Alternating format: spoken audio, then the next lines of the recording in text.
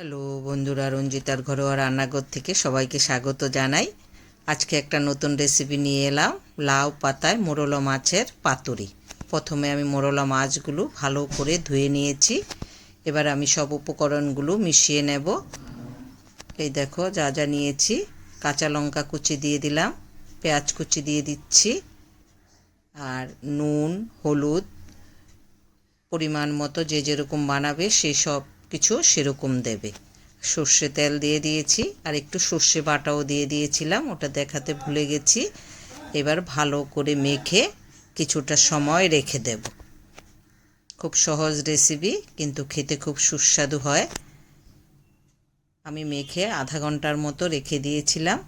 কুমড়ো লাউ পাতাগুলো আমি নুন জলে ভিজিয়ে রেখেছি। এবার ভালো করে চিপে নিলাম। এবার মেখে রাখা মোরলা মাছটা দিয়ে দিচ্ছি, দিয়ে পাতাটাতে ভালো করে মুড়ে নেব। গরম ভাতের সঙ্গে এই পাতুরিটা খেতে খুব ভালো লাগে।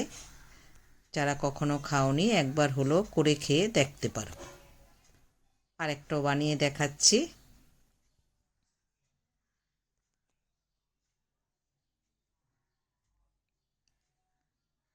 যদি রেসিপিটা ভালো লাগে একটু লাইক শেয়ার করে দিও। তোমাদের কাছে ছোট্ট অনুরোধ থাকলো। এইভাবে আমি নতুন নতুন রেসিপি নিয়ে তোমাদের সঙ্গে গল্প করতে আসব।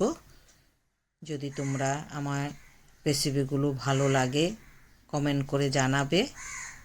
দুটো বানিয়ে দেখালাম, বাকিগুলোও এইভাবে আমি সব করে নেব। এবার সর্ষে তেল দিয়ে দিচ্ছি। এই দেখো সবগুলো আমি বানিয়ে নিয়েছি। এবার আমি পাতোড়াগুলো দিয়ে দিচ্ছি।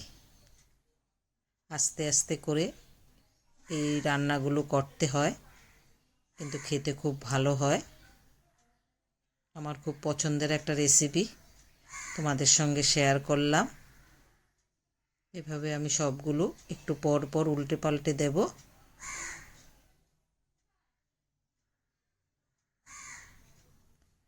খুব সুন্দর গন্ধ বেরিয়েছে। একটা ঢাকা দিয়ে দিচ্ছি একটু সিদ্ধ হওয়ার জন্য।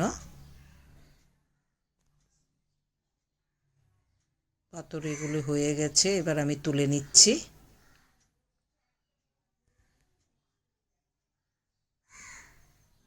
গরম ভাতের সঙ্গে সত্যি খুব ভালো লাগে। দেখতেও খুব সুন্দর হয়েছে, খেতেও ভালো হবে। এই দেখো দেখতে এরকম হয়েছে। যদি রেসিপিটা ভালো লাগে একটু লাইক শেয়ার করে দিও। সবাই ভালো থেকো, সুস্থ থেকো, পাশে থেকো, আর রেসিপিটা বানিয়ে কমেন্ট করে জানাবে।